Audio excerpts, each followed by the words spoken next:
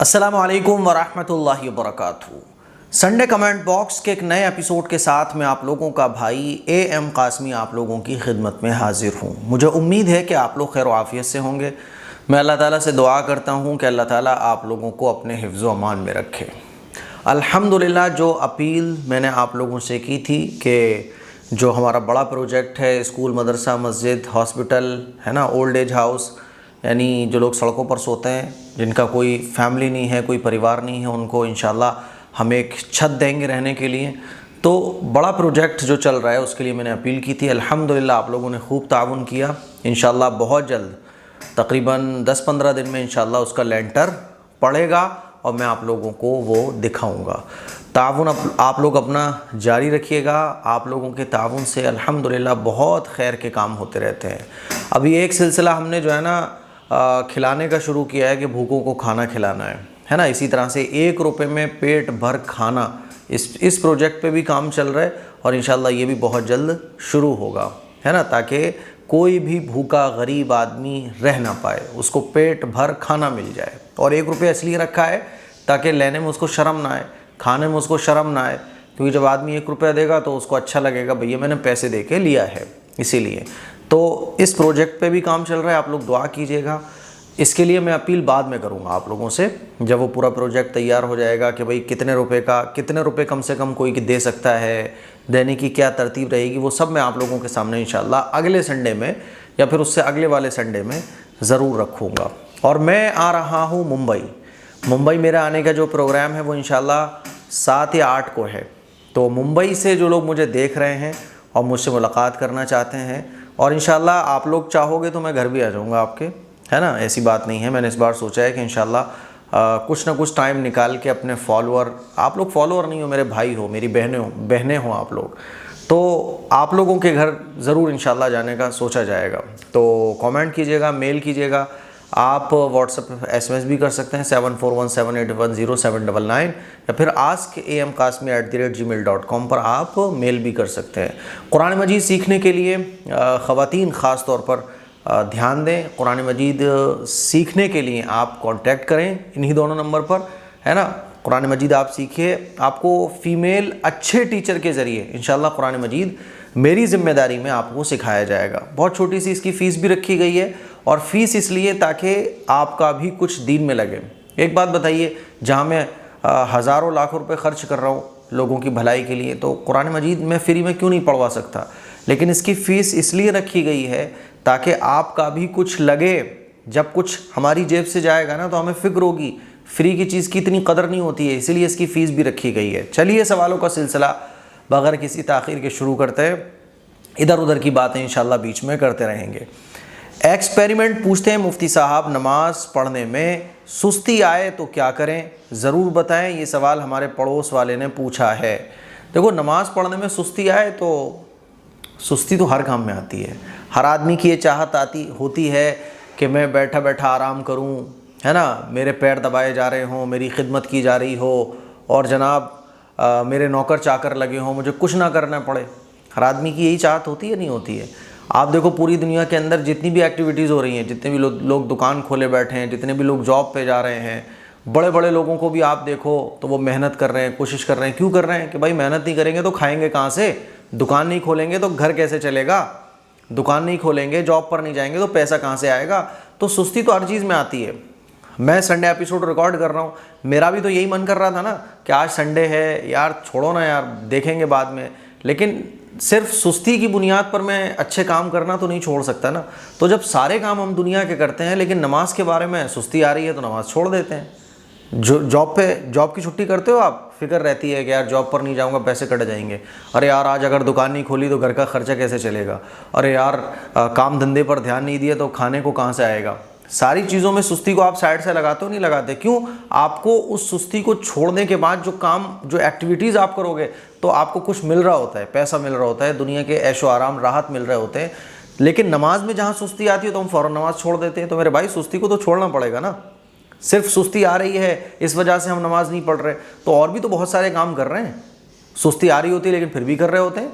किसका मन करता है कि सुबह सुबह उठ के जो है वो जॉब पर जाओ, लेकिन किसका मन करता है कि रात रात भर जॉब करो, लेकिन जिनकी रात की ड्यूटी होती है वो रात में जाकर जॉब करते हैं, अपनी ड्यूटी पूरी करते हैं। क्यों?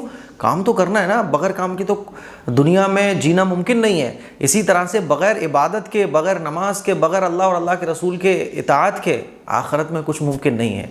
इसीलिए सुस्ती छोड़ो, सुस्ती तो आएगी भाई, इंसान की तबीयत में सुस्ती है ना। सुस्ती से प्यार यानी बैठे हुए हैं, बस मज़ा आ रहा है, टाइम बर्बाद कर रहे हैं, स्क्रॉलिंग कर रहे हैं, मोबाइल चला रहे हैं, ये इंसान की फितरत है। अल्लाह के नबी सल्लल्लाहु अलैहि वसल्लम का इरशाद है कि अल्लाह ताला ने अच्छे कामों पर उन चीज़ों का पर्दा डाल दिया है जिनको दिल करने का नहीं होता है। नमाज़ पढ़ने का दिल नहीं करेगा, है ना। जन्नत पर अल्लाह ताला ने उन चीज़ों का पर्दा डाल दिया है जिनको नफ्स पसंद नहीं करता है। जैसे आप देखें, नमाज़ पढ़ने का दिल नहीं करेगा, इबादत करने का दिल नहीं करेगा। और जहन्नम पर अल्लाह ताला ने उन चीज़ों का पर्दा डाल दिया है जिनको दिल पसंद करता है। आप देखिए, नाचने गाने का कितना मन करता है, फिल्म देखने बैठ जाओ तो भाई साहब 3 घंटे की फ़िल्म कहाँ 3 घंटे 4 घंटे कहाँ निकल गए मालूम ही नहीं पड़ता है। नाच गाने में लग जाओ तो आप देखो, गलत कामों में आप देखो, घंटों घंटों गर्लफ्रेंड बॉयफ्रेंड बात करते हैं, पूरी पूरी रात निकल जाती है, पता ही नहीं चलेगा। तो जहन्नम पर अल्लाह ताला ने ऐसी चीज़ों को पर्दा डाल दिया है जिनको नफ्स पसंद करता है, इसीलिए गुनाहों के कामों में खूब दिल लगता है। तो अब हमें ये फैसला करना है कि हमें क्या करना है। सुस्ती दूर करो, नमाज़ पढ़ो, ठीक है। चलिए, अच्छा, मैक डब्लू के ये पूछते हैं, is it allowed to touch the para not the whole Quran without वुजू and recite it? No, you are not allowed to touch the para because the para is a part of Quran, okay? So it is not allowed without wuzu. Make wuzu, after that you can touch the para. Otherwise but you can recite Quran Majid, you can recite any surah without wuzu if you remember that surah, okay? So touching para, touching Quran, wuzu is mandatory, okay? I hope you have understood what I said. चलिए, नाजिया बानो पूछती है, मुफ्ती साहब मेरा नाम नाजिया बानो है, मैं UP से हूँ, मैं आपसे मिलना चाहती हूँ। मेरी दिली ख्वाहिश है, क्या आप कभी गाज़ीपुर आए हैं? अगर कभी आइएगा तो प्लीज़ बताइएगा, मैं अपने भाई के साथ इंशाल्लाह आपके यहाँ आऊँगी। ज़िंदगी में कभी मौका मिला तो मेरा एक सवाल है। अच्छा, ज़रूर आऊँगा इंशाल्लाह। आपने इतनी मोहब्बत से इनवाइट किया है, आपके इस कमेंट में इतनी मोहब्बत है, इतना प्यार है, तो मैं बिल्कुल आऊँगा। बहनों के कहने पर भाइयों को ज़रूर आना चाहिए, है ना। स्टूडेंट बुलाएं तो टीचर को ज़रूर जाना चाहिए, ताकि टीचर स्टूडेंट, भाई बहनों, रिश्तेदारों, बड़ों छोटों का आपस में ताल्लुक़ बाकी रहे। अल्लाह ताला कभी ऐसा मौका देगा तो मैं इंशाल्लाह ज़रूर आऊँगा। इनका क्या सवाल है, अपने मुल्क को छोड़कर किसी दूसरे मुल्क में शादी करना क्या गुनाह है? गुनाह क्यों होगा? निकाह करना ये सुन्नत है। अब आपका निकाह करने का जहाँ भी माइंड बने, आपकी फैमिली का, गैर मुल्क में कोई है तो ये तो शादी इंसान की ज़रूरत है ना। शादी करना सुन्नत है, तो ये कोई गुनाह नहीं है। आप कहीं भी पूरी दुनिया के किसी भी इंसान से, किसी मुसलमान होना चाहिए, यानी जहाँ इस्लाम ने शादी करने की जो शर्तें रखी हैं उसमें सबसे पहली शर्त है मुसलमान होना। बाकी आप मुल्क से दूसरे मुल्क में भी शादी कर सकते हैं, इसमें कोई प्रॉब्लम की बात नहीं। ये सारी की सारी चीज़ें आपकी चाहत पर, आपकी तबीयत पर डिपेंड करती हैं कि आपका क्या मन है, तो आपका जो मन है वो करें आप, ठीक। फारूक कुरैशी, मुफ्ती साहब क्या girls Urdu translation in Roman script का कुरान शरीफ पढ़ सकती हैं? नहीं पढ़ सकती। देखो, तफसीर और तर्जमा तो पढ़ा जा सकता है, आप उर्दू में पढ़ लो, हिंदी में पढ़ लो, रोमन में पढ़ लो, लेकिन कुरान मजीद यानी अरबी को रोमन में लिखना ये बिल्कुल भी जायज़ नहीं है। अरबी को अरबी के अलावा किसी और लैंग्वेज में भी लिखना और उसको पढ़ना ये बिल्कुल भी जायज़ नहीं है, क्योंकि अरबी जो है ना, आइन है, आवाज़ देखो आइन कैसे निकलती है, हलक से निकलती है। इस आइन को, यानी ये एक आवाज़ है, इसको लिखा नहीं जा सकता। हा है, इसको लिखा नहीं जा सकता। अरबी के बहुत सारे ऐसे लफ्ज़ हैं जिनको किसी और लैंग्वेज में लिखा ही नहीं जा सकता है, पॉसिबल ही नहीं है। इसीलिए कुरान मजीद को पढ़ना सीखो ना। कुरान मजीद नहीं आता पढ़ना तो उसका हल ये है कि नहीं आता तो सीखो। इसका हल ये नहीं है कि आप रोमन में पढ़ना शुरू कर दो। यार ये क्या बात रही, ये क्या बात रही? कभी ऐसा हुआ है कि आपका खाना बनाने का दिल नहीं कर रहा है तो आपने कहा कि लो जी ये सब्जियां कच्ची खा लो और रोटी ऐसे ही ले लो क्योंकि आज मन नहीं हो रहा है सब्ज़ी बनाने का? ऐसा हुआ है? थोड़ा सा अटपटा सा एग्जाम्पल दे रहा हूँ, लेकिन कभी ऐसा हुआ है? कभी ऐसा हुआ है कि कपड़ा सी के क्या पहनोगे, आस्तीन वास्तीन लगाना पड़ेंगी, लो ये पूरा कपड़ा चादर बना के ओढ़ लो। ऐसे भी तो किया जा सकता है ना। पहले कितने लोग ऐसे हैं जो चादर ओढ़ के भी रहते हैं, लेकिन नहीं ज़ाब्तों तो आपको कपड़ों में अच्छा सिला हुआ चाहिए। सिलाई में थोड़ी सी कमी रह जाए तो उस कपड़े को आप रिजेक्ट कर देते हो। खाने में थोड़ी सी कमी रह जाए तो मुंह बनते हैं। खाना अच्छे से अच्छा हम बनाएंगे, कपड़ा अच्छे से अच्छा बनाएंगे, घर अच्छे से अच्छा बनाएंगे। कभी ऐसा हुआ है कि घर में अगर लाइट कोई बीच में लगनी थी, वो थोड़ी सी साइड वाइड में हो गई तो चलो काम चल जाएगा, चला दो यार कोई बात नहीं है, तो हम उसको तोड़वाते हैं कि नहीं भाई साहब इससे भी तो लुक ही ख़राब हो रहा है पूरा घर का। लेकिन जहाँ कुरान मजीद की बात आती है तो कुरान मजीद का हुस्न तो ये है, कुरान मजीद का हक़ भी ये है कि हम उसको अरबी में ही पढ़ना सीखें। लेकिन हम यहाँ ये तलाश करते हैं कि इसका अल्टरनेट क्या है, क्या हम कुरान मजीद को सीखें ना, उसको रोमन में पढ़ लें। तो अरे भाई ऐसे तो बहुत चीज़ों में देखो ना आप, लेकिन सिर्फ कुरान में देखा जाता है। इसीलिए मेरे अजीज़ भाइयों मेरी बहनों, कुरान मजीद को पढ़ना सीखो। आप कुरान मजीद को पढ़ना ना सीखो, रोमन में आप रोज़ाना एक कुरान मजीद पूरा करो, गुनाह के सिवा कुछ नहीं मिलेगा आपको। समझो, जहाँ इस्लाम ने हमें ये नहीं देखना कि हमारा मन क्या चाह रहा है, हमें ये देखना है कि अल्लाह और अल्लाह के रसूल का हुक्म क्या है। इस्लाम इसका नाम नहीं है कि आपकी जो चाहत है उसको पूरा करना, आपका जो मन कर रहा है ऐसे पढ़ना वैसे पढ़ना बस वो करो आप, नहीं। इस्लाम इस चीज़ का नाम है कि अल्लाह और अल्लाह के रसूल ने जो कहा है उसके मुताबिक करना। कुरान मजीद पढ़ना नहीं आता, 60 साल की उम्र आपकी हो गई, आप शुरू करो पढ़ना। अल्लाह का हुक्म यही है, हमें अल्लाह का हुक्म मानना है यार। अल्लाह का हुक्म माना हमने, अलिफ से लेके या तक नहीं पढ़ पा रहे हम, कोई बात नहीं है। अल्लाह इरादों पर, कोशिशों पर अजर देता है। ये दुनिया का निज़ाम है कि काम पूरा होगा तो आपको पेमेंट मिलेगा। अल्लाह का निज़ाम तो ये है, कोशिश करो, नियत करो, फिर चाहे वो काम पूरा हो या ना हो, तुम्हारी नियत क्या थी, तुम्हारी कोशिश क्या थी, तुम्हें अल्लाह पूरा अजर दे देगा। और तुम आसानियाँ तलाश कर रहे हो, अल्लाह के हुक्म को नहीं मान रहे, बस शॉर्टकट, तो ऐसा नहीं होना चाहिए, गलत तरीक़ा है। इसीलिए कुरान मजीद को रोमन स्क्रिप्ट में नहीं पढ़ सकते। अच्छा जी, द रिच मेहरा, क्या ज़िक्र करते वक्त यूट्यूब पे इस्लामिक स्कॉलर्स को सुन सकते हैं? प्लीज़ मेरा सवाल लीजिए, दुआ कीजिए अल्लाह पाक मेरी एक मुसलमान से शादी करवा दे, मैंने कुछ टाइम पहले ही इस्लाम कबूल किया है। माशाअल्लाह, बहुत मुबारकबाद, बहुत बहुत मुबारकबाद आपको। ज़रूर अल्लाह ताला आपकी शादी करवाएगा। अच्छा, आपने ज़िक्र करते हुए यूट्यूब पे इस्लामिक स्कॉलर को सुन सकते हैं, नो प्रॉब्लम, आप सुन सकती हैं, इसमें कोई हरज की बात नहीं है। आप किसी भी इस्लामिक स्कॉलर्स को सुन रही हैं और ज़िक्र भी कर रही हैं तो इसमें कोई हरज की बात नहीं है। अच्छा, MA अज़हर, मुफ्ती साहब इससे पहले भी मैंने सवाल किए थे लेकिन मेरे सवाल नहीं लिए गए, प्लीज़ एडमिन साहब इस बार मेरे सवाल का जवाब ज़रूर दीजिएगा। जी बिल्कुल दे रहा हूँ। नंबर 1, आमना नाम होता है या आमिना, और इस नाम का क्या मतलब है? देखो, आमना नाम नहीं होता है, आमिना होता है, आमिना, है ना। क्योंकि हम लोग इल्म से बहुत दूर हैं आजकल, तो हम लोगों को पता ही नहीं होता है, तो आमना हो जाता है, वो आमिना नाम होता है। इसीलिए हमें सही नाम लेना चाहिए। इसके माना हुजूर अलैहिस्सलातु वस्सलाम की वालिदा का नाम है, और आमिना के माना होते हैं ईमान वाली, ईमान लाने वाली। नंबर 2, क्या किसी ज़िंदा इंसान को जो नापाक हो उसे कुरान शरीफ की कोई सूरत पढ़कर बख्श सकते हैं? कोई किसी से, हाँ बख्श सकते हैं, कोई बात नहीं इसमें। नंबर 3, बख्शना और इसाले सवाब करना अलग अलग होता है?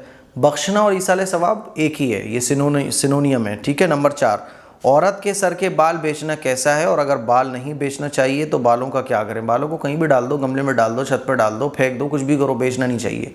नंबर 5, क्या किसी ज़िंदा इंसान को अस्तगफिरुल्लाह 100 बार पढ़कर बख्शने से क्या उस इंसान के गुनाह माफ़ हो जाएंगे? ये ऐसा ही है कि उनके नाम अमाल में कुछ ना कुछ ईसाले सवाब के तौर पे लिख जाएगा, जो उनको इंशाअल्लाह आखिरत में काम आएगा। तो बख्श सकते हैं, ज़िंदों को भी बख्श, जैसे ज़िंदों के लिए दुआ करना दुरुस्त है, इसी तरह से ये बख्शना मतलब उनके लिए दुआ की तरह ही है, ठीक है। आफ्ताब आलम पूछते हैं, मुफ्ती साहब मुफ्ती बनने में कितना वक्त लगता है? इस सवाल का जवाब मैं बाद में लूँगा, ज़रा गर्मी बहुत हो रही है, थोड़ा सा पसीना वसीना बहुत है ना, लाइट नहीं आ रही है, और आप लोगों के लिए संडे एपिसोड में घर पर ही रिकॉर्ड कर रहा हूँ क्योंकि लाइट वहाँ पे भी नहीं आ रही है ऑफिस में। आफ्ताब आलम साहब ने क्या पूछा था, मुफ्ती साहब मुफ्ती बनने में कितना वक्त लगता है? देखो, ये डिपेंड करता है बच्चे को आपने किस तरह से पढ़ाया है। टोटल जो टाइमिंग है स्टेप बाय स्टेप 1 बाय 1 करके अगर आप पढ़ोगे तो 8-9 साल तकरीबन लग जाते हैं एक मुफ्ती बनने में, ठीक है। और अगर आप 1-2 साल का गैप करा दो, यानी बच्चों को आपने बहुत मतलब अच्छा टाइम अच्छे उस्ताद से पढ़वाया, तो 1-2 क्लासेस कूदते हुए आगे बढ़ जाओगे आप, तो 9 साल के बजाय 7 साल लग जाएंगे, 6 साल लग जाते हैं बाज़ दफ़ा, लेकिन टोटल जो टाइमिंग है 1 बाई 1 करके वो 9 साल होती है। ठीक, चलिए।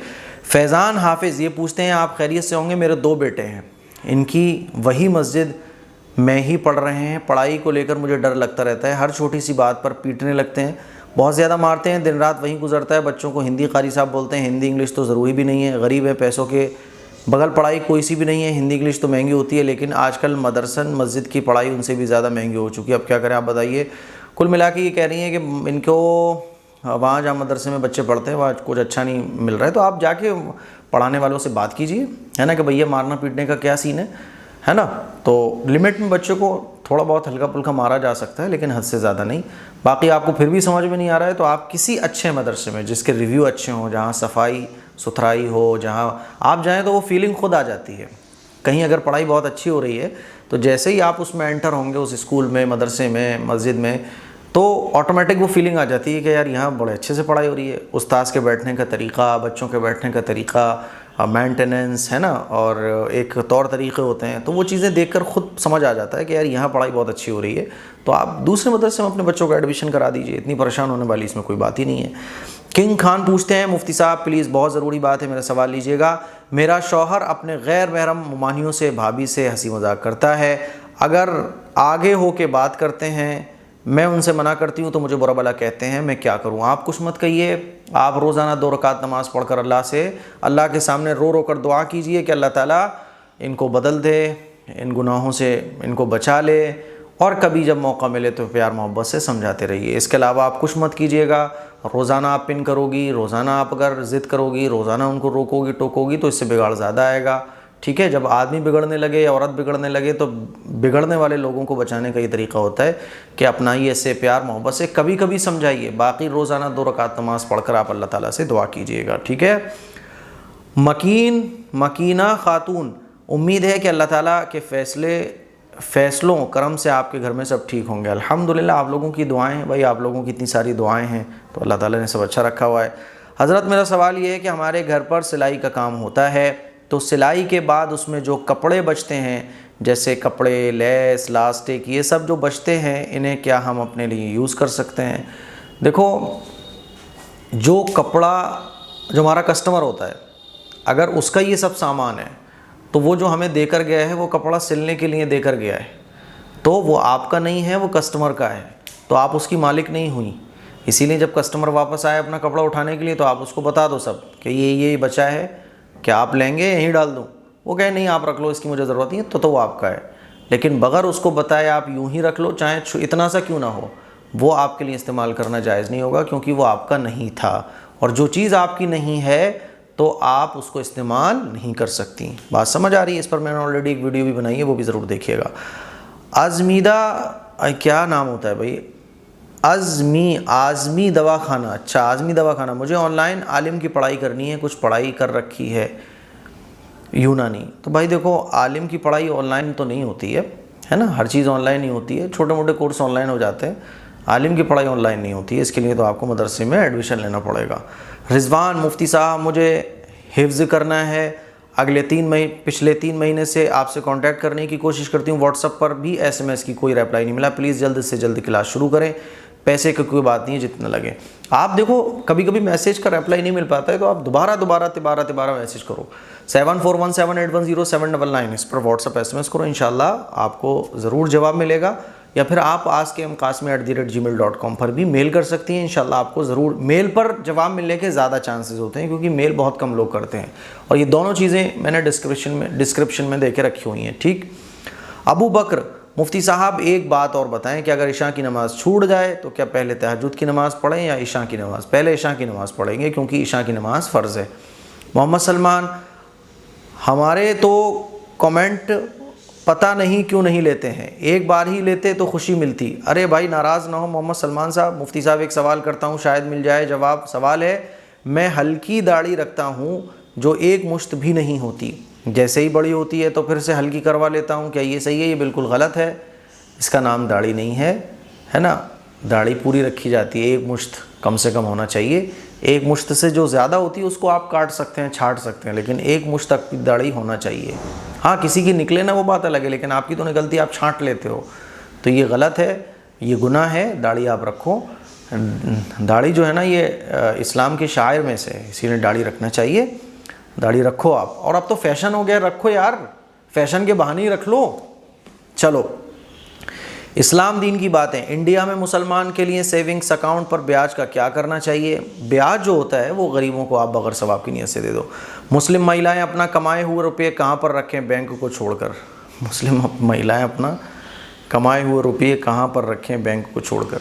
गोल्ड ख़रीद के रख लो, है ना, और अपने ही पास रखो और किसी के पास मत रखो। अपने ही पास किसी ऐसी जगह जहाँ वो सेफ़ रहे। अब वो कोई भी जगह हो सकती है, या आपका कोई ऐसा अपना आदमी है, ऐसी कोई फ्रेंड है, ऐसा कोई रिलेटिव है जिसके पास आपको सिक्योर लगेगा, वहाँ रख सकते हो। तो बैंक को छोड़कर आप जो है ना वो सोना ख़रीद के रख लो, है ना, या आप आजकल शेयर मार्केट है तो शेयर मार्केट का मोटा मोटा इल्म हासिल करके शेयर्स ख़रीद के रख सकती हो। तो बहुत सारे ऑप्शन में आप प्रॉपर्टी ख़रीद कर डाल सकती हो। तो ये अच्छे बहुत सारे रास्ते हैं हमारे पास जिसमें हम ये पैसा अपना सेव रख सकते हैं। ठीक है।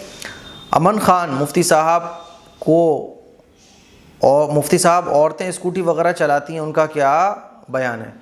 ज़रूरत पर औरतें शरीयत के दायरे में रहते हुए स्कूटी चला सकती हैं, इसमें कोई रश की बात नहीं है। ज़ायरा ब्रांड, मेरा सवाल है कि नापाकी की हालत में मस्जिद का टॉयलेट इस्तेमाल कर सकते हैं क्या? मस्जिद का टॉयलेट इस्तेमाल क्यों करोगे? अपना घर का टॉयलेट इस्तेमाल करो ना। मस्जिद का टॉयलेट क्यों इस्तेमाल करोगे? मस्जिद का टॉयलेट इसलिए होता है कि जो नमाजी होते हैं उनके लिए होता है वो। लेकिन हम लोग क्या करते हैं कि कहाँ जाएँ, चलो मस्जिद में टॉयलेट करके आते हैं। मस्जिद टॉयलेट के लिए जगह नहीं है। हाँ, 5 वक्त जाते हो अल्लाह के घर में, फिर कभी टॉयलेट की ज़रूरत पड़ गई तो जा सकते हो, लेकिन ये अच्छी बात नहीं है कि आप एक नमाज़ पढ़ने एक भी नहीं जाते और मस्जिद के टॉयलेट की जहाँ इस्तेमाल करने की बात आती है वहाँ चले जाते हो। लेकिन ये सारी बातें हट के आ गई। आपका सवाल ये था नापाकी की हालत में नहीं जाना चाहिए भैया, मस्जिद में नापाकी की हालत में नहीं जाना चाहिए, मस्जिद के अंदर ही एंटर नहीं होना चाहिए। ठीक है। कौसर फ़ातिमा, मुफ्ती साहब जब आफिया बीच में आ जाती है तो उस पर ध्यान रहता है, बहुत प्यारी लगती है। हाँ, बहुत शरारती है वो। जब वीडियो बना रहा होता हूँ तो उसे पता चल जाता है, तो वो आती है बीच बीच में, और आप लोगों की मोहब्बत की बात है। हुमैरा रहमान, मुफ्ती साहब और आपके बाबा जी मेरे घर आएँ, मैं दिल से बुला रही हूँ। मेरी अम्मी बाबा जी से कॉल पे बात करी हैं, मैं झारखंड जमशेदपुर से हूँ। आप लोग से मिलने की ख्वाहिश है। हम लोग आपकी सारी वीडियोस देखते हैं और वीडियो देखकर बहुत जानकारी भी हुई है। Thank you. बिल्कुल आएंगे इंशाल्लाह कभी। यूज़र रीना खान, कितना भी कमेंट करो लेकिन रिप्लाई कहाँ मिलता है? मैंने 5 से 6 बार SMS किया है पढ़ने के लिए, लेकिन कोई जवाब नहीं दिया, इसलिए मैंने SMS करना बंद कर दिया। माजरत, बहुत बहुत माजरत जिनके कमेंट्स नहीं लिए गए हैं। मैं फिर कहना चाहूँगा कि कमेंट्स करते रहें, नाराज़गी दूर करें। मेरी तरफ से एक मोहब्बत भरा सॉरी कबूल कीजिए और कमेंट्स दोबारा कीजिए। तो ये हमारे आज के सवालात थे जिनके जवाबात मैंने दिए। मुझे उम्मीद है कि आज का एपिसोड आप लोगों को पसंद आया होगा। इस क्लिप को शेयर करें, घर पे सबके साथ देखें, सबको दिखाएं, ताकि हफ्ते में एक मरतबा ये दीन का एपिसोड देखकर हमें दीन की ज़रूरी बातें मालूम हो सकें। अस्सलामु अलैकुम वरहमतुल्लाहि वबरकातुहू।